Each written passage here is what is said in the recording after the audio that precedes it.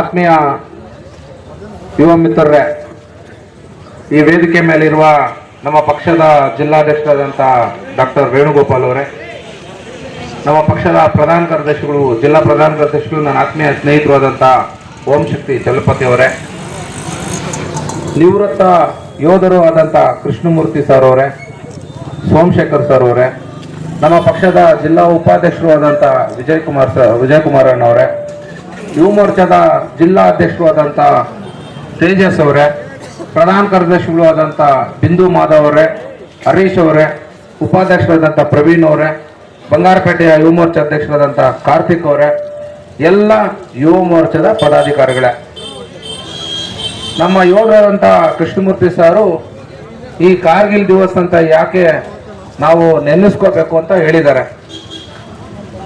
1999ರಲ್ಲಿ ನಮ್ಮ ಭಾರತದ ಪ್ರಧಾನಮಂತ್ರಿಗಳಾದಂಥ ಅಂದಿನ ಪ್ರಧಾನಮಂತ್ರಿಗಳಾದಂಥ ಅಟಲ್ ಬಿಹಾರಿ ವಾಜಪೇಯಿ ಅವರಿದ್ರು. ಪಾಕಿಸ್ತಾನ ಕಾರ್ಗಿಲ್ನ ವಶಪಡಿಸ್ಕೋಬೇಕಂತ ಯುದ್ಧ ಸಾರಿದಾಗ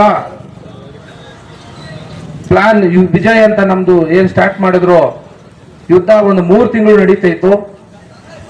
ನವಾಜ್ ಶರೀಫ್ ಅವತ್ತು ಅಲ್ಲಿನ ಪ್ರಧಾನಮಂತ್ರಿಗಳಾಗಿದ್ರು.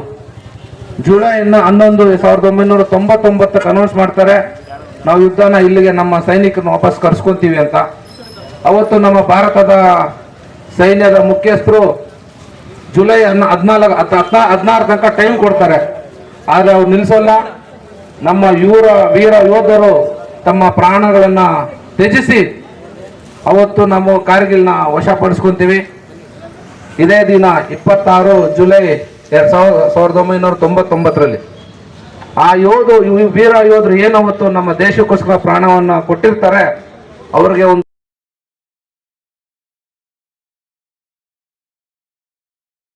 ಕಾರ್ಯದರ್ಶಿಗಳು, ಪದಾಧಿಕಾರಿಗಳು, ಜಿಲ್ಲಾ ಉಪಾಧ್ಯಕ್ಷರು, ಜಿಲ್ಲಾ ಕಾರ್ಯದರ್ಶಿಗಳು, ಎಲ್ಲ ನಮ್ಮ ಯುವ ಮೋರ್ಚಾ ಪದಾಧಿಕಾರಿಗಳೇ, ಇವತ್ತು ಏನು ಕಾರ್ಗಿಲ್ ವಿಜಯೋತ್ಸವ ಮಾಡಬೇಕು ಅಂತ ನಾವು ಯುವ ಮೋರ್ಚಾ ತಂಡ ತೀರ್ಮಾನ ಮಾಡಿ ನಮ್ಮ ಒಂದು ಪಾರ್ಟಿ ವಿಜಯೋತ್ಸವ ಮಾಡಬೇಕಂತ ತೀರ್ಮಾನ ಮಾಡಿದ್ವಿ. ಅದೇ ರೀತಿ ಇವತ್ತು ಒಂದು ಅಂಬೇಡ್ಕರ್ ಪಾರ್ಕ್ ಅಲ್ಲಿರುವಂತಹ ಕಾರ್ಗಿಲ್ ಸ್ಮಾರಕ ಭವನದಲ್ಲಿ ಒಂದು ಪುಷ್ಪಾರ್ಚನೆ ಸಲ್ಲಿಸುವ ಮುಖಾಂತರ ವಿಜೃಂಭಣೆಯಾಗಿ ಒಂದು ಸಂಜಿನ ಮೆರವಣಿಗೆ ಮಾಡ್ಕೊಂಡ್ ಬಂದಿದ್ದೀರಿ. ಈ ಬಂದಿರುವಂತಹ ಎಲ್ಲ ಪದಾಧಿಕಾರಿಗಳಿಗೆ ನಾನು ಕೋಟಿ ಕೋಟಿ ಧನ್ಯವಾದ ಹೇಳ್ತೀನಿ. ಎಲ್ಲ ಮಂಡಲದಿಂದನೂ ಸಹ ಸಹಸ್ರಾರು ಯುವಕರು ಬಂದಿದ್ದಾರೆ, ಎಲ್ಲರಿಗೂ ನಾನು ಧನ್ಯವಾದ ಹೇಳ್ತೀನಿ. ಇವತ್ತು ಕಾರ್ಗಿಲ್ ವಿಜಯ ಮೋರ್ಚಾ ತೇಜಸ್ ಅವರಿಗೆ ಧನ್ಯವಾದಗಳು. ಈಗ ಕೋಲಾರ ಜಿಲ್ಲೆಯ ಜಿಲ್ಲಾಧ್ಯಕ್ಷರಾದಂತಹ ಡಾಕ್ಟರ್ ವೇಣುಗೋಪಾಲ್ ಸರ್ ಅವರು ಈ ಒಂದು ಕಾರ್ಗಿಲ್ ಯುದ್ಧದ 2 ಮಾತನ್ನು ಮಾತಾಡಬೇಕು ಅಂತ ಹೇಳಿದ್ವಿ ನಾನು. ಭಾರತ್ ಮಾತಾ ಕಿ ಭಾರತ್ ಮಾತಾ ಕಿ ಭಾರತ್ ಜೈ ಜವಾನ್ ಜೈ ಜವಾನ್. ಆತ್ಮೀಯರೇ, ಇಂದು ಏನು ಕಾರ್ಗಿಲ್ ವಿಜಯ ದಿವಸದ 25ನೇ ವರ್ಷದ ಒಂದು ವಿಜಯೋತ್ಸವದ ಆಚರಣೆಯ ವೇದಿಕೆ ಮೇಲೆ ಉಪಸ್ಥಿತಿ ಇರ್ತಕ್ಕಂಥ ನಮ್ಮ ಜಿಲ್ಲಾ ಪ್ರಧಾನ ಕಾರ್ಯದರ್ಶಿಗಳಾದ ಓಂಶಕ್ತಿ ಚಲಪತಿರವರೇ ಮತ್ತು ಮಹೇಶ್ ಅವರೇ, ಮತ್ತು ಈ ಒಂದು ಕಾರ್ಯಕ್ರಮದ ಕೇಂದ್ರ ಬಿಂದುಗಳು ನಮ್ಮ ದೇಶದ ಮಾಜಿ ಯೋಧರು ಆಗಿರ್ತಕ್ಕಂಥ ಕೃಷ್ಣಮೂರ್ತಿ ಮತ್ತು ಈ ಒಂದು ಕಾರ್ಯಕ್ರಮವನ್ನು ಆಯೋಜನೆ ಮಾಡಿರ್ತಕ್ಕಂಥ ನಮ್ಮ ಜಿಲ್ಲಾ ಯುವ ಮೋರ್ಚಾ ಅಧ್ಯಕ್ಷರು ಆಗಿರ್ತಕ್ಕಂಥ ಶ್ರೀ ತೇಜಸ್ ಅವರೇ ಮತ್ತು ಪ್ರಧಾನ ಕಾರ್ಯದರ್ಶಿಗಳಾದ ಬಿಂದು ಮಾಧವ್ ಮತ್ತು ಜಿಲ್ಲಾ ಮಂಡಲ ಯುವ ಮೋರ್ಚಾ ಅಧ್ಯಕ್ಷರುಗಳಾದ ಶಿವಾರೆಡ್ಡಿ ರವರೇ, ಕಾರ್ತಿಕ್ ರವರೇ, ವಿವಿಧ ಯುವ ಮೋರ್ಚಾ ಪದಾಧಿಕಾರಿಗಳೇ, ಸುಮಾರು 527ಕ್ಕೂ ಹೆಚ್ಚು ನಮ್ಮ ಸೈನಿಕರು ಹುತಾತ್ಮರಾದರು. ಸುಮಾರು 3000ಕ್ಕೂ ಹೆಚ್ಚು ಸೈನಿಕರು ಗಾಯಾಳುಗಳಾದರು. ಇಂಥ ಒಂದು ಸಂದರ್ಭದಲ್ಲಿ ಇವತ್ತು ನಾವು ನಮ್ಮ ದೇಶದಲ್ಲಿ ನಮ್ಮ ಸಂವಿಧಾನ ಕೊಟ್ಟಂತ ಹಕ್ಕುಗಳನ್ನು ಯಾವುದೇ ಒಂದು ನಿರ್ಭೀತಿಯಿಂದ ನಾವು ಚಲಾವಣೆ ಮಾಡ್ತಾ ಇದ್ದೀವಿ ಅಂದರೆ ಗಡಿ ರೇಖೆನಲ್ಲಿ ನಮ್ಮ ಸೈನಿಕರು ನಮ್ಮ ದೇಶವನ್ನು ಕಾಪಾಡ್ತಾ ಇರೋದ್ರಿಂದ ಇವತ್ತು ನಾವೆಲ್ಲ ಇಲ್ಲಿ ಸುರಕ್ಷಿತವಾಗಿದ್ದೀವಿ. ನಮ್ಮ ದೇಶಕ್ಕೋಸ್ಕರ ಪ್ರಾಣ ಅರ್ಪಿಸಿರ್ತಕ್ಕಂಥ, ನಮ್ಮ ದೇಶಕ್ಕೋಸ್ಕರ ತ್ಯಾಗ ಮಾಡಿರ್ತಕ್ಕಂಥ, ನಮ್ಮ ದೇಶಕ್ಕೋಸ್ಕರ ದುಡಿತಾ ಇರ್ತಕ್ಕಂಥ ನಮ್ಮ ಯೋಧರನ್ನ ಇವತ್ತು ನಾವು ಜ್ಞಾಪಿಸ್ಕೋಬೇಕು. ಪ್ರತಿ ದಿವಸ ಅವರ ಒಂದು ಏನು ದುಡಿಮೆಯಿಂದ ಇವತ್ತು ನಾವು ಇಡೀ ದೇಶದಲ್ಲಿ ಯಾವುದೇ ಒಂದು ಭಯ ಇಲ್ದಿರ ನಾವು ಜೀವನ ನಡೆಸ್ತಾ ಇದ್ದೀವಿ. ಅದಕ್ಕೋಸ್ಕರ ಅವ್ರಿಗೆ ನಾವು ಗೌರವ ಸಲ್ಲಿಸಬೇಕು ಮತ್ತು ಹುತಾತ್ಮರಿಗೆ ಒಂದು ಶ್ರದ್ಧಾಂಜಲಿ ಸಲ್ಲಿಸಬೇಕು ಮತ್ತು ಅವ್ರ ಕುಟುಂಬಕ್ಕೂ ಸಹಿತ ನಾವು ಅವ್ರ ಜೊತೆಗಿದ್ದೀವಿ ಅನ್ನೋ ಒಂದು ಭಾವನೆನ ಕ್ರಿಯೇಟ್ ಮಾಡಬೇಕು. ಇಂಥ ಒಂದು ಸಂದರ್ಭದಲ್ಲಿ ಇವತ್ತು ಇಡೀ ನಮ್ಮ ದೇಶ ಕಳೆದ ಒಂದು 10 ವರ್ಷಗಳ ಹಿಂದೆ ಇದ್ದಂಥ ಪರಿಸ್ಥಿತಿಗೂ ಈಗಂತ ಪರಿಸ್ಥಿತಿಗೂ ಅಜಗಜಾಂತರ ಇದೆ. ಮೋದಿಜಿ ಅವರು ಪ್ರಧಾನಮಂತ್ರಿ ಆದ್ಮೇಲೆ ವಿಶೇಷವಾದ ಒತ್ತು ಕೊಟ್ಟಿದ್ದು ರಕ್ಷಣಾ ಇಲಾಖೆಗೆ. ಅದರ ಪ್ರಯುಕ್ತ ಇವತ್ತು ಇಡೀ ವಿಶ್ವದಲ್ಲೇ ನಮ್ಮ ಸೈನ್ಯ ಅತಿ ದೊಡ್ಡ ವಿಶ್ವದಲ್ಲೇ 3ನೇ ದೊಡ್ಡ ಸೈನ್ಯವಾಗಿ ಇವತ್ತು ಹೊರಹೊಮ್ಮಿದೆ. ನಮ್ಮ ದೇಶದ ಸೈನಿಕರು 10 ವರ್ಷಗಳ ಮೊದಲು ಯುದ್ಧ ಮಾಡಬೇಕು ಅಂದ್ರೆ ಎದೆಯನ್ನು ಕೊಟ್ಟು ಯುದ್ಧ ಮಾಡಬೇಕಾಗಿತ್ತು. ಅವ್ರಿಗೆ ಯಾವುದೇ ಒಂದು ಬುಲೆಟ್ ಪ್ರೂಫ್ ಜಾಕೆಟ್ಸ್ ಇರಲಿಲ್ಲ. ಇವತ್ತು ಪ್ರತಿಯೊಬ್ಬ ಯೋಧ ಕೂಡ ಸಹಿತ ಬುಲೆಟ್ ಪ್ರೂಫ್ ಜಾಕೆಟ್ಸ್ನ ಹೊಂದಿದ್ದಾರೆ. ವಿಶೇಷವಾಗಿ ಇವತ್ತು ನಮ್ಮ ರಕ್ಷಣಾ ಇಲಾಖೆಗೆ ಬೇಕಾಗಿರ್ತಕ್ಕಂಥ ಸಾಮಗ್ರಿಗಳನ್ನ ನಾವು ಏನು ನಮ್ಮ ದೇಶದಲ್ಲೇ ಉತ್ಪಾದನೆ ಮಾಡಿ ನಾವು ನಮ್ಮ ರಕ್ಷಣಾ ಇಲಾಖೆಯಲ್ಲಿ ಸ್ವಾವಲಂಬಿಗಳಾಗುವಂತ ಒಂದು ವಾತಾವರಣನ ಆತ್ಮನಿರ್ಭರ ಭಾರತ ಮುಖಾಂತರ ಸ್ವಾವಲಂಬಿಗಳಾಗಿ ಬೇರೆ ದೇಶಗಳು ಕೂಡ ಸಹಿತ ರಕ್ಷಣಾ ಒಂದು ಸಾಮಗ್ರಿಗಳಂತ ಒಂದು ಸ್ಥಿತಿಗೆ ನಾವು ಬಂದಿದ್ದೀವಿ. ಇವತ್ತು ಆರ್ಥಿಕತೆಯಲ್ಲಿ ಇಡೀ ವಿಶ್ವದಲ್ಲೇ ನಾವು 5ನೇ ಸ್ಥಾನದಲ್ಲಿದ್ದೀವಿ. ಮುಂದಿನ ಕೆಲವೇ ವರ್ಷಗಳಲ್ಲಿ ನಾವು 3ನೇ ಸ್ಥಾನಕ್ಕೆ ಬರೋದಿದೆ. ಏನು ನಾವು ನಮ್ಮ ದೇಶದ 100 ವರ್ಷದ ಸ್ವಾತಂತ್ರ್ಯೋತ್ಸವ ಸಂಭ್ರಮಾಚರಣೆ ಸಂದರ್ಭದಲ್ಲಿ ನಾವು ಸ್ವಾವಲಂಬಿ ಬೇಕ್ತಾನೆ.